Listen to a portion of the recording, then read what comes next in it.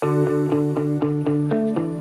and welcome to Better Business Podcast. My name is Alexei, and today I've got another interesting guest, Ali Rabar from the Lean Agency. Ali, how you going there, mate? Good, mate. Thanks for having me.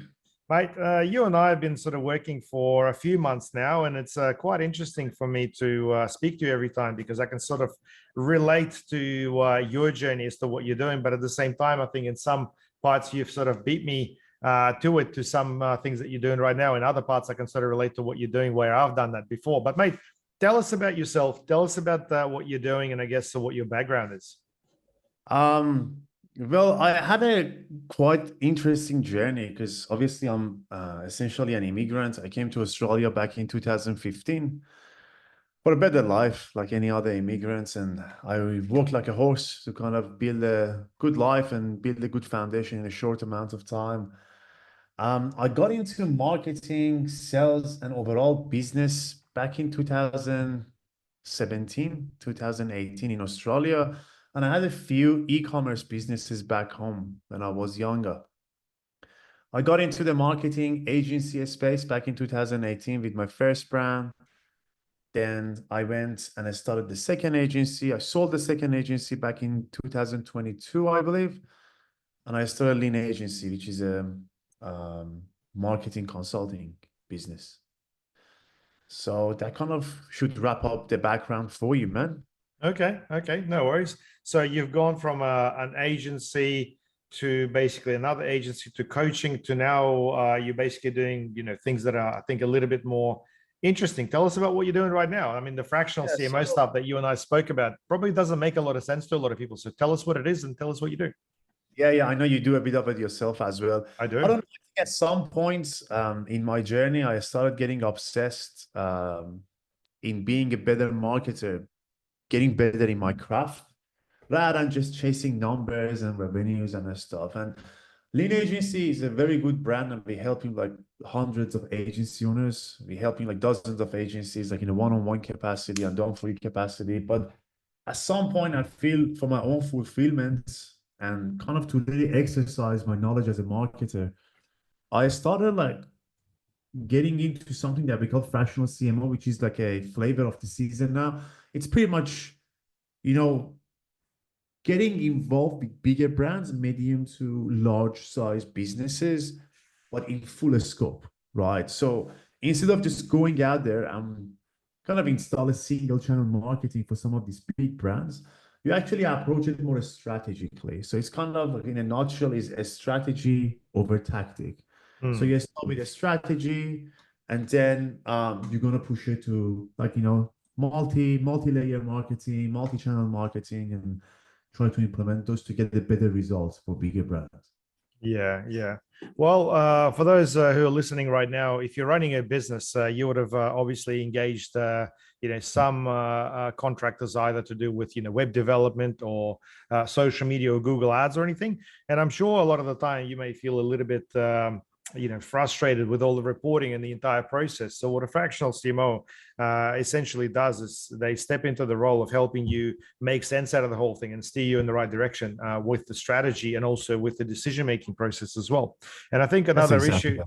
yeah, and I think another issue is a lot of the business owners just simply don't know what else is available. People are like, hey, Google, let's do everything Google, but they completely miss the point with traditional marketing, CRM, newsletters, they print marketing, their overall strategy as to how they position themselves, and that's where the fractional CMO comes in to close all those gaps and also manage vendors a lot of the time. I find that's an interesting part where a lot of business owners just don't want to be dealing with another vendor. They're too busy. Oftentimes they introvert, and that's the situation. I thought I'd just bring a little bit of clarity here. No, Okay. no, man, I can't agree more. I think like when everything is digital, some of those traditional marketing strategies can act like a golden strategy Mm, because people don't expect it anymore. Like people don't expect opening up the letterbox and found like I don't know, a special offer or like a handwritten note from like a business owner promoting their offers. mm, Those things will stick. So the golden strategy, but I'm a big believer of marketing is an ecosystem, right? mm. You cannot just have one channel and rely on one channel and one channel only. That's a recipe for like, just failure, potential failure. Because Mm. What if that channel doesn't work? And what? Your business is going to go down. So that's why the power or like holistic approach towards marketing, towards sales, I think it's a better approach long term for businesses. Yeah, yeah. I think it's all about sustainability, and you're right. There's a lot of changes that come out from Google and Facebook, and oftentimes I've seen some, crazy scenarios where Facebook has disallowed someone's page purely because they try to change, let's say, the actual name, the Yeah. actual URL, and suddenly no ads were running, and people are like, what do we do now? And that's the sad part. Like, if you're just relying on the one a particular avenue and it's working for you, great, but what if you're wanting to expand? What if you actually want to grow? What if this stops working? How does that work? I think that's a question to ask. Anyway, mate, you're working with a lot of agencies, so how did you end up working with agencies? Did you find that there's a particular set of problems that agencies were experiencing, or were you pretty much reflecting on yourself? How did you get into all this agency mentoring and coaching? I knew I'm a coach at heart, even before I started my first ever agency. My mentor at the time kind of stopped me from going right off the bat to become a coach, because with no credibility and just the willingness to be a coach, and you're not going to be a successful mentor or coach, right? You need to have, social proof and results on the back, and most importantly, like battle tested strategies and knowledge. So I started my agencies and I started learning the business model really well. For me, I wanted to become a coach and help people like more hands-on to see the transformation a little bit, like, with my own eyes, not just behind data. So I was thinking, what niche can I create relevancy faster? What niche can I help the most, more effectively? And in my mind, going after marketing agencies and helping him out was a no. So that's how I ended up with agency owners like a few years back. With agency owners, one of the main things I see is a lot of them are still operating in traditional sense with more like model. A lot of agency owners that they come to us, they struggle with profitability. So they build their agency in a way that they're obviously delivering a lot of services to a lot of type of industries. So they do everything and they become everything to everybody, right? As a result of it, I found they got to get a lot of staff on board because obviously they need more skill set internally. And when you compound that over the time, you're going to see the profitability shrinks and shrinks. So what we did was, based on my experience, we started like developing a new model, which we call a lean agency model. We started like implementing that in agencies and help agencies with a lot of change to be able to increase the profitability, go through transformation, leaning down the team, downsizing the team. And I don't know, having an agency that's it's fulfilling, but also doesn't feel like a 9 to 5 job, if that makes sense. Yeah, absolutely. Well, as an agency owner, I can certainly tell you Yeah. that that definitely resonates. And I think, regardless of the business, I think this isn't just an agency problem. I can certainly relate to a lot of businesses that just sort of developed over time. And, over the last 4 years, COVID has obviously been quite an impact on a lot of businesses contributing to their growth. And I think as a result, a lot of people just went with the flow and ended up with a lot of staff. They had to increase their salaries to keep a lot of people. They had to increase their prices. And at the end of the day, a lot of business owners sort of found themselves exactly where they were 4 or 5 years ago, despite all this change in growth, probably burnt out, very tired, and oftentimes questioning, should I be doing this? So I understand the agency side of things, but I also see that across a lot of other businesses too. Yeah, because you Would have a you find the few same? other because Yeah. you have a few other like business models that you're running beside Yeah. the agency. I think you can see it across different business model, right? Yeah. Yeah, that's quite interesting. That's quite interesting. That's probably why, like, um, a lot of businesses, like statistically, they're not gonna make it after like a first 1 to 3 years, man, because the business models are proven, but the way that you're going to run the business is going to make or break it. Like I've come across a lot of businesses that they bring a lot of revenues, but the profit margins are very slim. Mm, As you said, at those times, you probably lose your sanity a little bit and you're going to question it. Why am I doing this? Like, mm. So yeah, man, can't agree more on that. Yeah, I've recently seen a post on Facebook where someone's like, business owners are trying to avoid working 40 hours a week by working 80 hours a week, you know? Oh man, yeah, being in business is probably not the easiest path to take. They call it like road less traveled, right? Yeah. Because it's tough. And a lot of people get into it, and after a year or so, they're gonna question it. But the power of it is that you're gonna stick at it and you're gonna figure it out, right? How long you been in the business for? Like ages, right? Too long. I started my agency use in 2007. So that's a Dude, while. yeah. You've been almost like 20 years in Yeah, it. yeah. Well, every time I say it, I feel super old, mate. But yeah, anyway, it just doesn't quite feel like it. I think every business is a journey, right? And you have to understand how to potentially grow that business to a point where it actually becomes a business. I still find that many business owners have got that mentality of creating themselves a jobs, Yeah. and if you don't benefit from that job money wise or don't really enjoy what you're doing, then you really go in the other direction. And look, like what you're doing right now, fractional CMO, it's still you. You're selling your hours, but you're doing this at a completely different scenario where it Yeah. opens up a lot of avenues. So it's almost like, hey, now this actually complements the rest of my business and allows me to have better conversation with the customer, probably as equal. Where a lot of the time you end up being in that vendor shoes too much, and then people don't really appreciate a lot of the advice that you give them. So yeah. Yeah, it's a different synergy. Coming from like running a few marketing agencies myself, it's a different synergy that you build with the clients in the level of like fractional CMO or like building an ecosystem for them. I think you just take more control, which I think a lot of big businesses they need because man, they're so busy. Even the team is busy and they're not doers. Like a lot of big brands, you got to deal with the marketing managers. And marketing managers are not doers. They're good at strategizing, they're good at like, gluing things together, but they're not. That's why the fractional marketing team or fractional CMO concept comes into place, right? To be able to like help these businesses as a fraction, as a fractional marketing team attached to their business. But again, like pros and cons, man, there is no perfect business model. There is no a perfect niche. They all have pros and cons. And what is it? You got to choose your heart. You got to choose which path you want to take, I feel. Yeah. Okay. Well, for those business owners who are listening, what would be your advice? I mean, if someone's like, "Hey, yeah, this stuff definitely resonates," where would you get started with somebody who does fractional CMO or marketing consulting, for that matter? How would you approach and start with somebody like that to give them some clarity as to where they are? What would be your approach? As in someone that want to become a like business consultant or fractional No, CMO. no, I'm talking more generally for business owners who are listening. If they think, okay, what Ali is saying is great, and I'd love to engage someone like Ali to help me, make sense out of what's happening. Where would you start? Because obviously, for a lot of business owners, they are busy, right? They've got enough on their plate already. The last thing they need is another task. How do you approach people, and how does it work in your opinion? Because obviously you work with other agencies, so I think you're probably the best person to provide a bit of a general advice on the whole concept of how to approach a fractional CMO and what they can Yeah. do for them.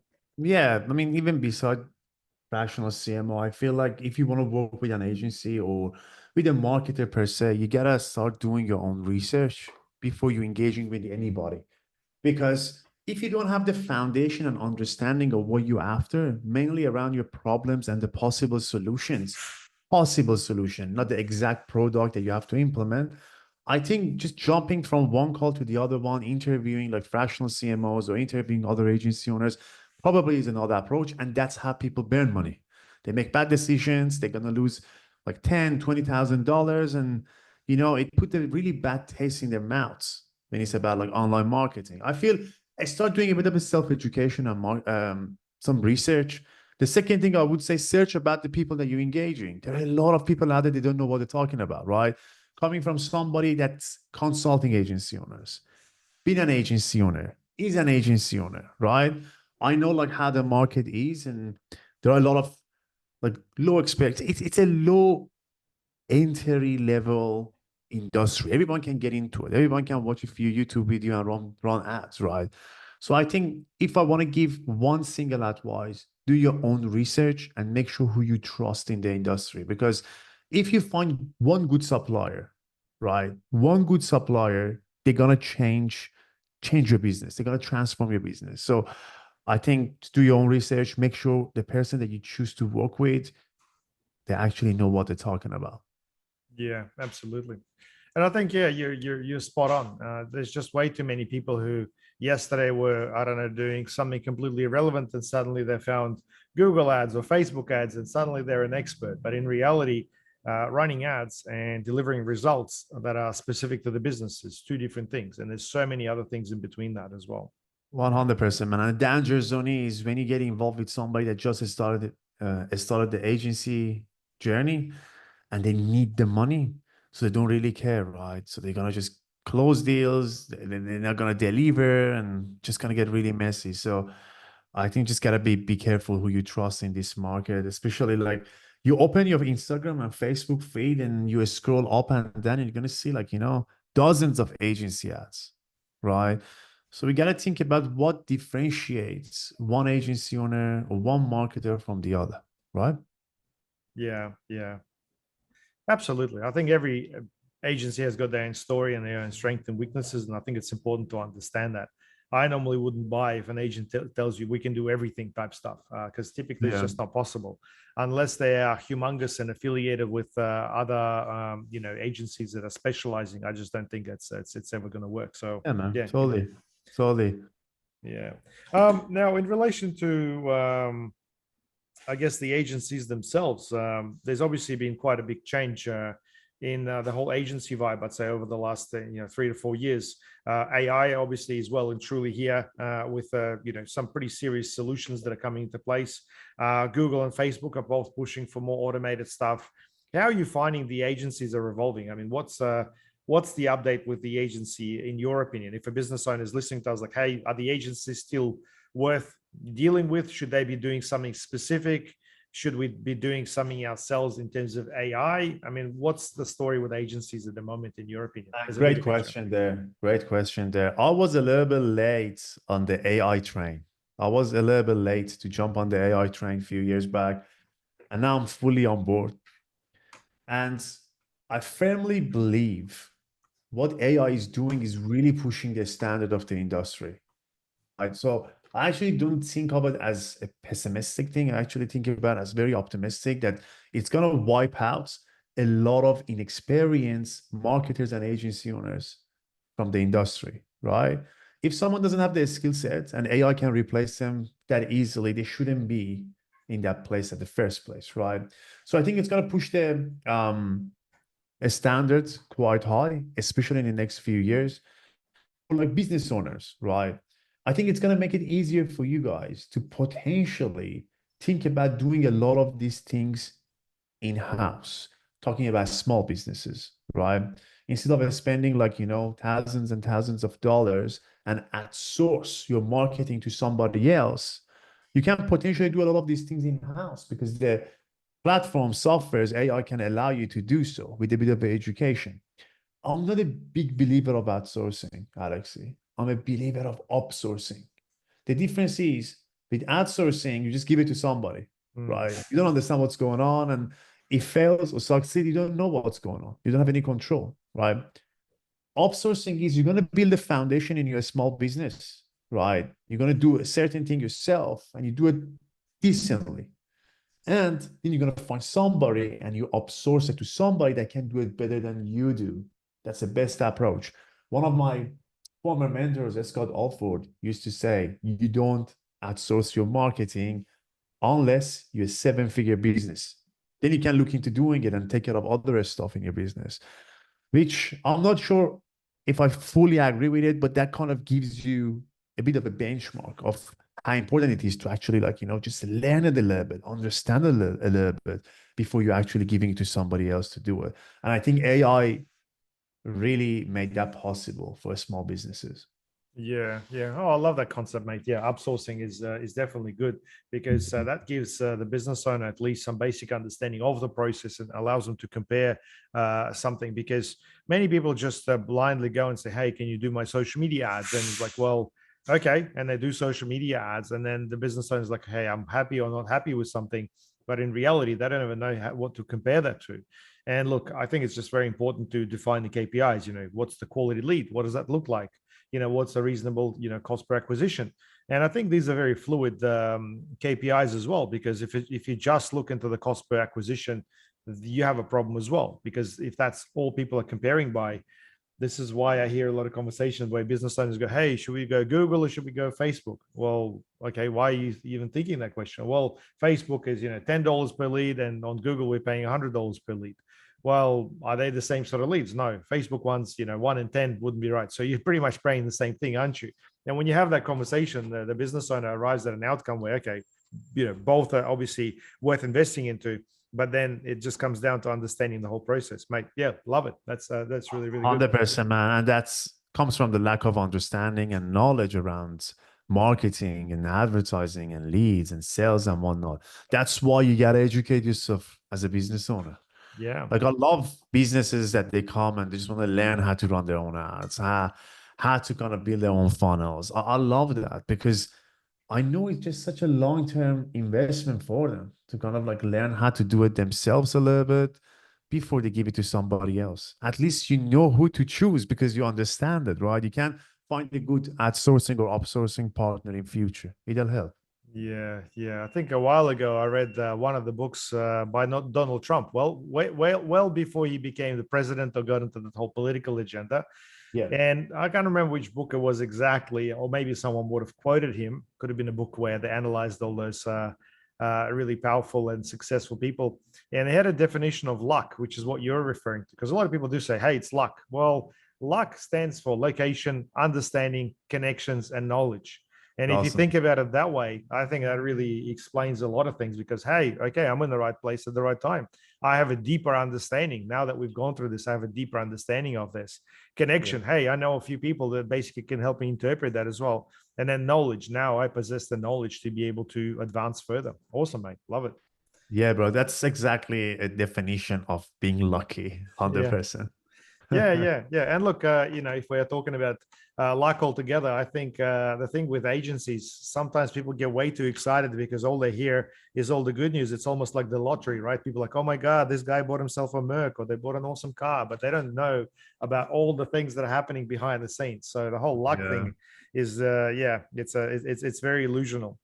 It is. It is. You never know until you actually do it, man. Like, honestly, like being an agency owner, wanting to grow your agency, being a business owner, wanting to scale your business, you actually don't know like how it feels and how it really will be until you actually get into the trenches and do it. So yeah, Yeah. the shiny object definitely attracts, but it's Yeah. not realistic. And I guess another thing to add on one of the things you said, being late to the party. A lot of people are like, oh my God, I'm late to the party. Well, let's look at the cryptocurrency. Well and truly, a lot of people will tell you, mate, it's too late. It's all whatever. If you invested into Bitcoin a week ago, you would have made 20% today. So that's how much it's jumped by. And look, this is just a very recent example. And I think luck, as what we've just described, is really more about understanding how to make these sort of decisions. Yeah. Sure, man. Yeah, never too late. And it's funny, people that they say it's too late, they're the ones that are actually investing. So Yeah. that's Awesome. thing. Mate, what advice would you have for any agency owners listening? I mean, I'm sure we'll have a few listening to this, and I'll make sure that this podcast goes out to a couple of the guests that we had. We had a couple that basically do agencies and work with agencies. What advice do you have for them in November 2024, mate? More and more, I'm realizing, Alexei, the secret to this game is not chasing money, chasing revenue, chasing like growth. The secret to have longevity in this game is to actually be obsessed in getting better, becoming a better agency owner, becoming a better marketer. That's how you're going to have longevity. That's how you're going to succeed, make serious money, because the money is byproduct. And I know probably most of the listeners have seen the statements, have seen the quotes everywhere that money is byproduct of you helping people. But the reality is, the bigger problems you solve, the better and faster and more effectively you can help people, then you're going to make more money. How can you solve bigger problems? How can you help people, business owner, better? By becoming better yourself, skill set wise. Got to get obsessed in getting better, in becoming better marketers, getting obsessed in terms of like being good at sales, understanding sales processes. You're not a business owner. You're an agency owner. I think there is a very solid definition between these two. Agency owners, you gotta be marketer at heart. A lot of these guys come into the space. A lot of agency owners, they don't even understand Facebook ads. They just go to Upwork, they get a client, they go to Upwork, outsource it without understanding what's going on. Like, dude, you're just here for a quick cash grab. If that's your approach towards running an agency and being a marketer, more and more I'm realizing you gotta get obsessed in becoming a better marketer. You got to develop a lot of a skill set if you want to have longevity in this game. Money will come. That would be my biggest advice. Yeah, that's a great advice, mate. But yeah, look, unfortunately, we do have a few of those cowboys just wanting to sort of jump in and outsource everything. And look, I think a lot of people do that purely because they're just not sure what else they should be doing. But there's a great book by Grant Cardone called "Be Obsessed or Be Average," which talks, exactly about this concept. I've read that. Yeah, and I think it's exactly the idea. Like, you just want to be, I don't know, outsourcing and being the middleman and stuff. Fair enough. But what change are you really making? Are you producing enough of an outcome? Are you really making an impact?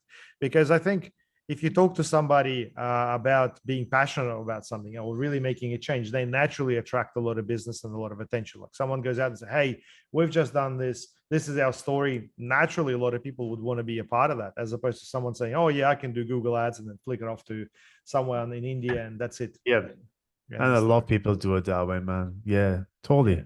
Totally. I do also find there are quite a few people who are influenced by people like Alex Hormozy. And for those of you watching, you've obviously got the 100 million offers book right behind you there. Good read, but I don't think it's enough of a reason for someone to drop everything and start an agency.